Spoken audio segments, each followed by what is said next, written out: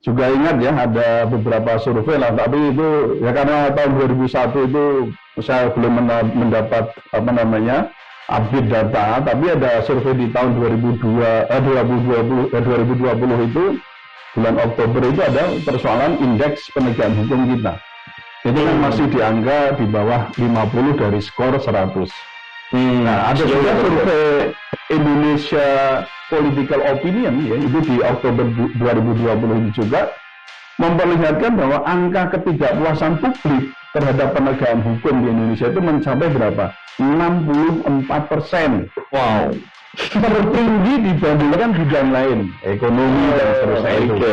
Nah, bahkan juga ada catatan bahwa Indonesia itu menduduki peringkat 59 dari 128 negara atau peringkat 9 dari 15 negara di wilayah Asia Timur dan Pasifik. Jadi kita tetap rendah ini.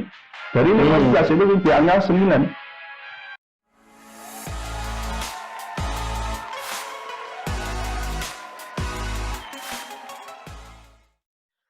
Assalamualaikum warahmatullahi wabarakatuh, Puan dan Tuan, balik lagi di segmen Tanya Profesor dan tentu di channel yang radikal, ramah, terdidik, dan berakal. Dan seperti biasa di samping saya sudah ada Prof yang radikal, Prof Suteki ya. Assalamualaikum Prof Suteki. Waalaikumsalam warahmatullahi wabarakatuh. Alhamdulillah. Prof, hari ini saya mau ngangkat satu meme yang cukup viral di Twitter ya. Kemudian video ini saya beri nama Menakar Keadilan versi Menang, Prof. Ya. Wow, karena yang kita bicarakan satu orang nih.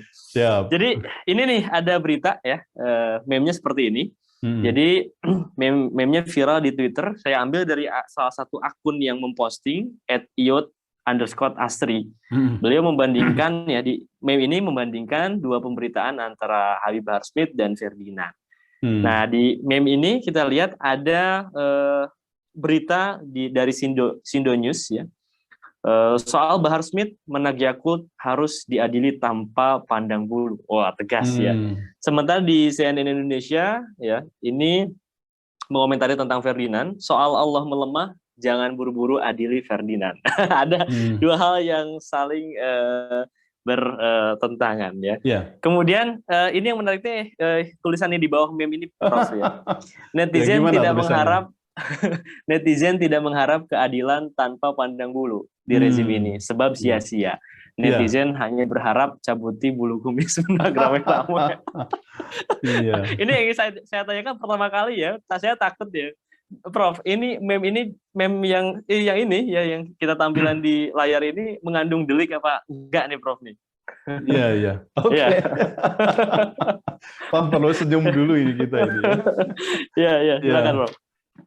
Jadi pertama untuk pernyataan Menteri Agama itu saya kira bukan delik ya, hanya memang terkesan adanya sikap pandang bulu gitu ya. Jadi justru itu sikap pandang bulu, alias sikap berat sebelah, atau ya boleh dikatakan tidak adil ya, karena hanya sikap semacam itu saya kira bukan ya, atau dikatakan bukan delik pidana atau tidak mengandung unsur pidana. Kemudian yang kedua, ungkapan netizen itu juga bukan sebuah delik, ya, karena menyebut nama, tidak menyebut nama, tapi juga jabatan kan begitu ya. Kalau mengkritik jabatan itu boleh kan, tapi kalau nama langsung itu nanti ke pencemaran nama baik. Tapi dengan jabatan juga kita harus hati-hati karena bisa itu penghinaan terhadap pejabat negara yang menjalankan tugas itu juga nanti kena delik. Nah, jadi kalau menyebut jabatan saya kira masih ditolerir lah gitu ya. Dan saya kira ungkapan itu kan hanya sebuah harapan. Itu kan ada kata-kata harapan ya. Betul. Harapan ya. Jadi ungkapan netizen itu sebagai hak untuk menyatakan pendapat ya terkait dengan sikap pejabat yang dinilai tidak adil, kan begitu. Betul. Nah, itu juga bisa dikatakan sekaligus sebagai bentuk apa? Kekecewaan dan keputusasaan atas buruknya praktek penegakan hukum di negeri ini. Jadi kalau kita mau open ini negara demokrasi, saya kira hal itu bukanlah sebuah delik atau tindak pidana gitu. Oke. Tapi saya tinggalin dulu meme-nya ya. Ya. Tapi saya ingin membahas pada sikap nih. Jadi kalau kita melihat sikap menteri ya dari dua peristiwa antara HBS dan Ferdinand ini sebetulnya sekelas pejabat negara ya. Sekelas menteri itu boleh berpihak nggak sih, Prof? Ya, saya kira kita tidak bisa melepaskan latar belakang ya. Mungkin Mas Aab juga pernah lihat di televisi bagaimana sikap beliau itu terhadap orang-orang yang dalam tanda kutip itu disemati dengan radikal dan seterusnya itu. Ya boleh dikatakan ada HTI, ada FPI itu beliau sikapnya bagaimana? Ya saya kira kalau ada videonya bisa diputar lagi itu sampai ada kata-kata apa ya didoni wae misalnya. Itu kata-kata yang menurut saya dari awal tuh saya menangkap kok ini kurang apa ya, dalam arti kalau diomong ke belak-belakan tuh kayak nggak enak ya. Maksudnya kurang genah ya, Bro. Iya kurang pantas itulah ya, kurang pantas untuk disampaikan. Dan tadi saya katakan ini riwayatnya kan ada itu loh Mas. Kenapa kemudian sampai sekarang kok ya bersikap terhadap ormas baik HTI maupun FPI itu kok semacam itu tidak lalu tiba-tiba, terutama sekarang kita bicarakan tentang FPI ya, dan maksud saya itu anggotanya ya, atau orang yang terlibat dalam FPI itu. Nah apalagi kalau kita lihat sekarang kan FPI itu telah dibubarkan dan juga berada di seberang jalan dengan rezim kan begitu kan. Iya. Ya apakah itu menyangkut Habib Rizik Syihab, kemudian sekarang menyangkut HBS dan seterusnya itu. Nah, mungkin hal ini yang membuat Menak itu bersikap tajam ke orang-orang ex-FPI, tetapi tumpul ke pihak lain ya, apalagi pihak yang memang sejak awal kita kenal ya, Mas Ferdinand itu kan sejak awal dalam tanda kutip ya membenci kan narasi radikal ya, termasuk ya mungkin beberapa anggota FPI lah, termasuk kemarin kan ada Ustadz apa itu Yusuf Marta ya, yang wah itu juga cukup marah-marah itu, meletup-letup, wah ini orangnya begini, wah kayak gitulah ya. Jadi sudah kena itu Mas Yusuf Marta itu, Ustadz Yusuf Marta sudah kena itu. Nah, jadi ya kalau kita bisa sebut gitu ya, Ferdinand dan Menak itu kalau boleh saya katakan ya satu gelombang itulah ya, satu gelombang. Kalau kita ngomong gelombang radio atau gelombang televisi itu ya satu gelombang. Saya mau ngomong satu itu nggak enak itu ya, pokoknya satu gelombang itulah ya. Serba orang kepenak ya ngomong itu ya. Jadi saya pikir wajar gitu ya kalau misalnya Menak itu terkesan membela Ferdinand. Nah, terkait dengan pertanyaan Mas tadi, memang secara ideal ya seseorang WNI yang latar belakangnya itu pejabat apapun atau dari ormas apapun, kalau sudah menjadi pejabat, seharusnya bersikap non-partisan. Kan itu kan? Tidak boleh memihak. Nah, pemihakannya itu hanya untuk kepentingan negara. Dalam arti apa? Negara itu harus melindungi segenap dan seluruh tumpah darah Indonesia. Loh, coba bayangkan, berarti kan sebenarnya maling pun itu dilindungi, gitu loh. Maling mau kecu mau apa dilindungi itu dalam arti ya tetap diberikan hak-haknya, kan itu kan, tetap diberikan hak hidupnya dan hak lain yang memang itu diizinkan oleh undang-undang. Jadi sekalipun itu penjahat itu ya itu tetap harus dilindungi. Apalagi kok seperti ya saya menyebutnya HBS itu bukan seorang penjahat dan bukan berarti si Ferdinand itu lepas dari tindak kejahatan atau apa yang sekarang disangkakan itu bisa ke undang-undang maksud saya ITE maupun di KUHP tentang penistaan agama gitu Mas. Oke, jadi pada intinya seorang menteri itu non partisan harusnya idealnya ya, Prof. Harus. Tapi yang ingin saya dalami nih, kalau misalkan keberpihakan penguasa hanya pada para pendukung rezimnya itu, ini kondisinya akan seperti apa sih? Apakah berbahaya apa enggak sih kalau ada penguasa tapi hanya berpihak bukan pada rakyat tapi pada para pendukung? Iya. Saya kira sangat jelas ya. Kita punya TAP MPR nomor 6 tahun 2001 tentang etika kehidupan berbangsa. Ini dulu sudah pernah kita singgung juga. Nah, di bagian etika politik dan pemerintahan ini disebutkan begini.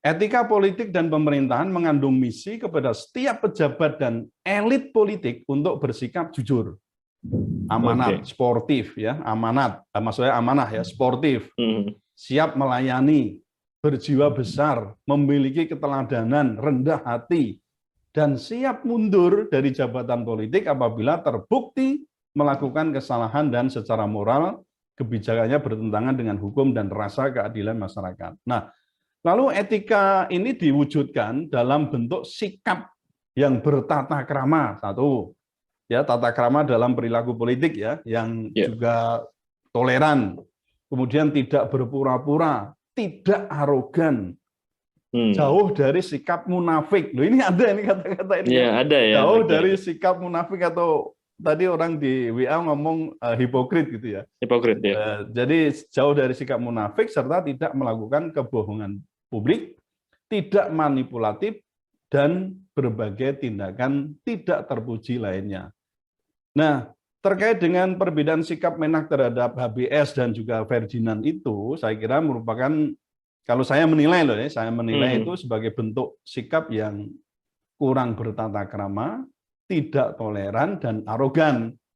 Dan bisa dikatakan ya lebih dekat dari watak yang, ya kalau kita ngomong ini dari sisi filsafat atau apa, mungkin lebih sifat yang agak hipokrit itu. Maksudnya begini, ya, seharusnya ini ya, sebagai sama Muslim, kan juga harus mempunyai sikap empati, simpati, ya kan, terkait dengan tragedi KM 50 yang bisa disebut sebagai unlawful killings ya, secara struktur dan sadis. Itu menurut saya ya, perhitungan saya begitu. Karena apa ya, membunuh secara kejam di luar batas kemanusiaan dengan cara apapun. Nah, kemudian kan terus secara hiperbola itu enggak tahu ini hiperbola atau apa ya, disampaikan oleh HBS ya, Habib Bahar Smith itu, bahwa penyiksaan terhadap anggota Laskar FPI yang terbunuh secara unlawful killing itu kan macam itu gitu ya.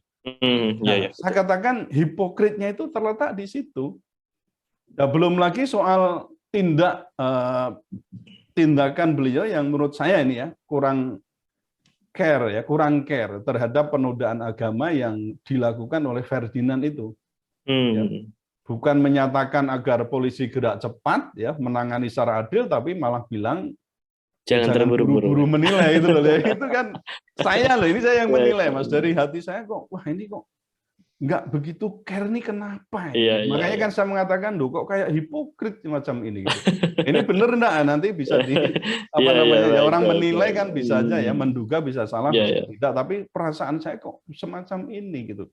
Nah, terhadap pernyataan Ferdinand itu sebenarnya ya, saya kok nggak perlu harus pendidikan tinggi S2 atau menteri atau apa, anak TK atau SD itu bisa tahu kok artinya apa. Ya, jadi pasti anak kecil pun yang bisa baca itu aja ya, bisa menyatakan bahwa itu adalah bentuk penghinaan, menghina Tuhan siapapun lah. Apalagi jelas ini Tuhanmu, ya Tuhan Allahmu dan Allahku, kan itu kan jelas itu dua macam hal yang dibedakan, dan itu ada unsur penegasian. Jadi seorang pejabat yang bersikap berat sebelah itu pasti berbahaya ya terhadap kerukunan, persatuan bangsa ya. Karena apa? Akan memunculkan akibat lanjut apa? Ketimpangan sosial. Bisa juga menyebabkan keputusasaan. Bisa juga menimbulkan keonaran yang berarti apa? Mengancam bangsa dan maksudnya integrasi bangsa dan ini Mas, ada sikap distrust. Apa itu? Ketidakpercayaan rakyat kepada pemerintah negara. Wah, ini saya kira cukup berbahaya lah itu ya. Ya, saya mau nyambung nih Prof tadi, berbahaya memunculkan sikap frustasi dari rakyat atau sikap pesimis. Betul. Jadi kalau saya lihat, kembalikan pada meme yang di awal tadi kita munculkan ya, bagaimana Prof melihat sikap pesimis rakyat ya terhadap penegakan hukum ini di Indonesia? Ya, ini agak berteori sedikit ya Mas ya. Ada seorang sosiolog namanya ya sosiolog hukum lah, Donald Black, itu mengatakan bahwa dalam sistem pemerintahan yang ya bisa dikatakan otoriter itu bisa jadi downward law is greater than upward law. Ya orang awam mengatakan gampangnya hukum pisau dapur itulah. Jadi tajam ke bawah, tumpul ke atas. Downward law is greater than upward law. Ya, tumpul ke atas itu berarti apa di sini? Kalau bisa dikatakan ya galak ke lawan, tapi lunak ke kawan. Wah, ini betul, ya betul. bisa gitu ya. Jadi galak ke lawan, tapi lunak ke kawan. Kawan ya. Ya ada juga namanya Mark Gallagher. Itu yang mengatakan bahwa the haves always come out ahead. Jadi orang yang berpunya, itu cenderung untuk melaju, memenangi, atau ya menjadi pemenang, begitulah gampangnya begitu. Nah, kalau sudah demikian, maka aparat penegak hukum atau APH itu ya, kemudian pejabat itu tidak mungkin bisa berbuat yang adil. Nah, kalau sudah semacam ini, bagaimana rakyat tidak pesimis gitu loh, tidak putus asa bagaimana? Bahkan kita kan sempat juga membicarakan, ya ada satu video yang pernah kita unggah juga di akun kita ini kan ada tagar percuma lapor polisi. Misalnya ini dari awal. Nah, ini kalau berlanjut ke kejaksaan sampai ke pengadilan, loh, tambah lagi bagaimana kita tidak puas atau rakyat itu tidak berputus asa maksud saya. Nah, kemudian apakah salah kalau rakyat itu bersikap pesimis terhadap penegakan hukum yang adil itu? Nah, saya kira menurut saya ini tidak salah. Karena apa? Ini justru merupakan suatu hal yang meniscayakan agar aparat penegak hukum, pejabat itu melakukan introspeksi, mengoreksi diri terhadap apa? Kinerja penegakan hukum. Dan begitu. Nah, kita juga ingat ya ada beberapa survei lah, tapi itu ya karena tahun 2001 itu saya belum mendapat update data, tapi ada survei di tahun 2020 itu bulan Oktober itu ada persoalan indeks penegakan hukum kita. Itu kan masih di angka di bawah 50 dari skor 100. Nah, ada juga survei Indonesia Political Opinion ya, itu di Oktober 2020 itu juga memperlihatkan bahwa angka ketidakpuasan publik terhadap penegakan hukum di Indonesia itu mencapai berapa? 64%. Wow. Tertinggi dibandingkan bidang lain, ekonomi dan seterusnya itu. Nah, bahkan juga ada catatan bahwa Indonesia itu menduduki peringkat 59 dari 128 negara atau peringkat 9 dari 15 negara di wilayah Asia Timur dan Pasifik. Jadi kita tetap rendah itu. Dari 15 itu di angka 9.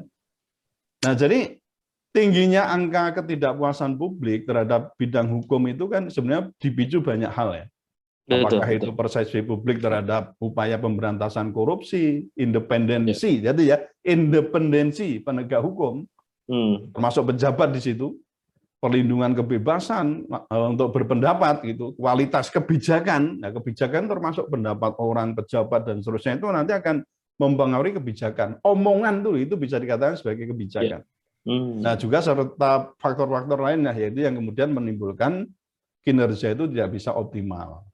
Nah jadi kan kalau saya katakan wajar kan kalau misalnya rakyat itu pesimis terhadap penegakan hukum yang adil.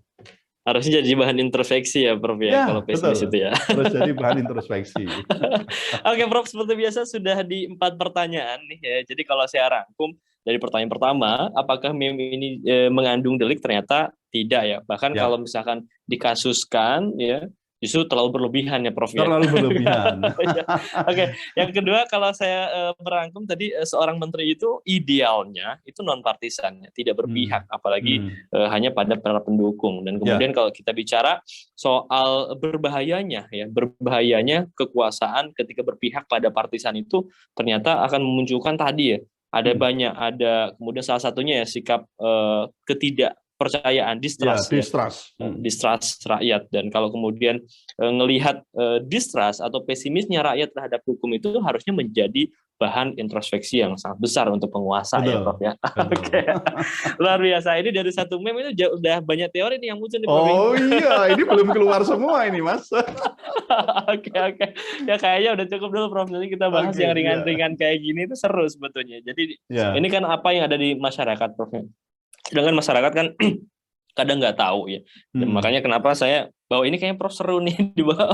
Karena masyarakat itu nggak tahu, masyarakat taunya oh iya ini meme seru ya, tiba-tiba takutnya kan ketika di-share viral, oh dia kena itu. Kan Iya, takutnya gitu. kalau ini misalnya Lihat, kena ya bertentangan dengan misalnya pembelaan terhadap Ferdinand. Kan betul. lucu kan itu. Iya, iya. Artinya kalau Antagonis itu, dikasuskan, Mas, ya. iya kalau dikasuskan berlebihan lah istilahnya ya, Betul, kalau dikasuskan betul, hanya ya. dari satu meme ini. Oke, Prof, terima kasih, termasuk juga pada Tuan dan Tuan yang sudah menonton video ini sampai di pertanyaan keempat. Dan seperti biasa saya mengajak Tuan dan Tuan untuk like, comment, share, dan juga subscribe channel Prof. Suteki ini agar mendapatkan manfaat yang banyak dari isu viral yang kita bahas secara radikal. Ya, ramah, terdidik dan dan berakal. Oke, terima kasih Prof. Suteki dan terima kasih juga para pemirsa, pada Puan dan Tuan, dan saya pamit. Assalamualaikum warahmatullahi wabarakatuh. Salam radikal, Prof. Ramah, terdidik dan berakal 2 kali. Waalaikumsalam warahmatullahi wabarakatuh.